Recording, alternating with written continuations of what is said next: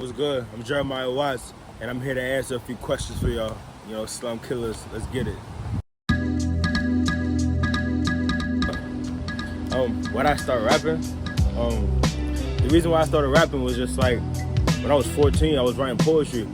And one night I was just like, yo, why not write a rap? You know what I mean? Then I wrote a rap, and it was garbage, it was trash. But I knew that if I kept working at it, that it would be good. So I started working at it for like 2-3 years, and I hope I'm starting to get better. You know what I mean? Some people say that I'm pretty good, but the reason why I really started rapping was just like because I wanted to tell the story of just people that's out in Queens and here that don't really have like the courage to tell their own stories.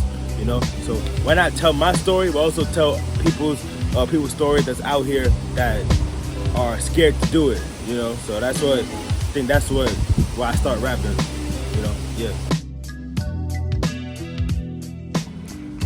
My life growing up, it was cool. I had a lot of good memories. I grew up, I had my mother, my father in the house. I wasn't a bad child. Of course I got into like some mishaps and stuff like that. But I was really a good child, and still am.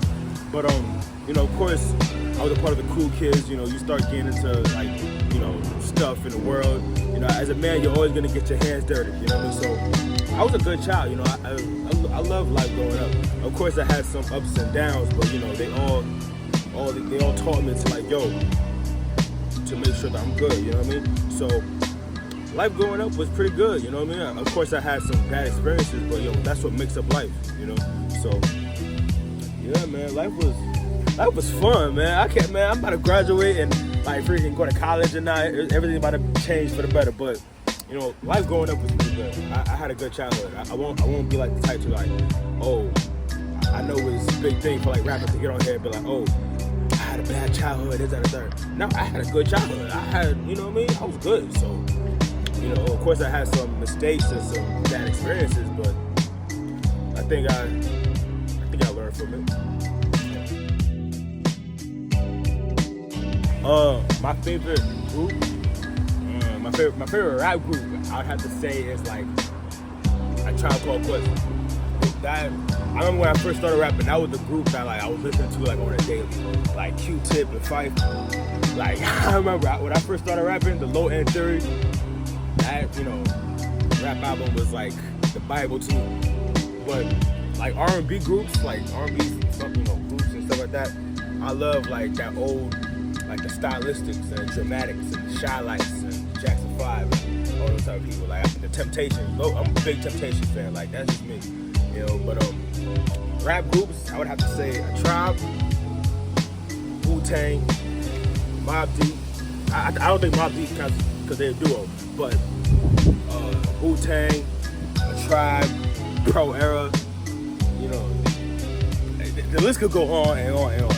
But those are my top 3 favorite rap groups. Wu-Tang, A Tribe. Who else, man? God damn, who else? Damn, I can't figure it out right now, but I'll give y'all an answer later on. How did I join Slum? I'm gonna keep it real. One of my homeboys, I guess he had found one of my music and shit like that. And we was cool, Like we was just talking about music and all that type of stuff. And then he, out of nowhere, he just introduced me to like a whole variety of like underground rap group chats and stuff like that. And I didn't know them, but like they just loved music. And then he put it, he brought to me. He was like, yo, like I have this record label, this record thing, called Slum Records. And I was like, what the fuck is Slum Records? I know that. But when I joined them, like they cool people. It's like they love music, and we're all supportive of one another. Like if somebody's like falling off or something like that, or feel like they can't do it, we'll raise them back up. You know what I mean? So it's just good, to connect yourself with those people that share the same love of music. You know what I mean? Because we just had a conversation about like Big L and Nas. You know what I mean? Like these are actually cool people that I would love to like keep around. You know what I mean? But that's how I joined Slum Records, like Slum Killers. That's how I joined, because like and actually it's crazy. My man Killer Jai, like I know him just from like Corrupted Youth days. Like I knew him from Only God Could Judge Me EP, because he was making some of my album covers, and we always talked about like collabing with like beats and stuff, but we just never like, got around it. But we're gonna start doing that now. But I knew him just from like Corrupt the Youth days. Ask him, like I met him when I was in the works of Corrupt the Youth and Only God Could Judge Me EP, and he was working on my album covers around that time. Like, yeah, man, like some people in there, we go way back, especially Killer Job. Killer Job, that's my boy. Yeah. New music, I'm gonna have a lot of new music drop. Like October 27th, I'm gonna drop Better Days. That's a single that I've been working on. November 15th, I'm dropping a 2-track single, Pray for Mr. Royale. Then December 7th, I'm gonna drop a 2-track single again, Before I'm Gone. And then January, I'm gonna try to release an EP. And then February or March, that's when I'll probably get on my album. But who knows? I don't know. But my new album that I'm working on called Criminal Virtue, it's pretty good. Like I really put in 100% to it, even when I didn't have 100%.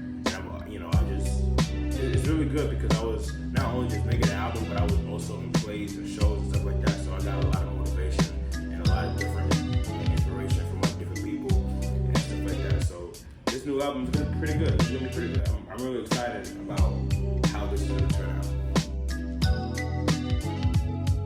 My favorite rapper of all time, Tupac Shakur. Everybody knows that. Like Tupac, just for me, was just like rapper. Yeah, it's Tupac. But I have 5: Tupac, Kendrick, Nas, Big, Jay. Like those 5 rappers like are the biggest influences to me. And then there's like other people like Andre 3000 and MF Doom and Big L and Black Dog. It's just a lot of rappers that I really take inspiration from and influence from. But Tupac Shakur will always be my number 1. Alright. My message to the youth. Well, I'm a part of the youth. I'm only 17, but the advice I would give to the youth is just be yourself. You know what I mean? Don't be afraid to be yourself. Be authentic. Be true to yourself. You know what I mean? Find out what you represent and stand on it. You know what I mean? That's what I did. I found out what I really truly represented, and that's peace and unity and change and love. And I continuously stand on it every single day. I try to, because some of these niggas out here be trying to really put me over on that, but it's all right though. But just be yourself, follow your dreams, work hard, you feel me? Work hard despite your circumstances. It doesn't matter if you're from the projects, if you're from the ghetto. If you're from the ghetto just like me, and you could work hard and you could do what you do, you good.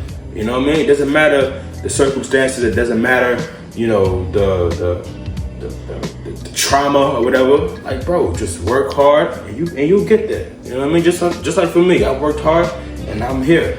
And I got many more levels to go. So that's the message to you. Work hard, be yourself. Shit, just don't give a fuck. That's it.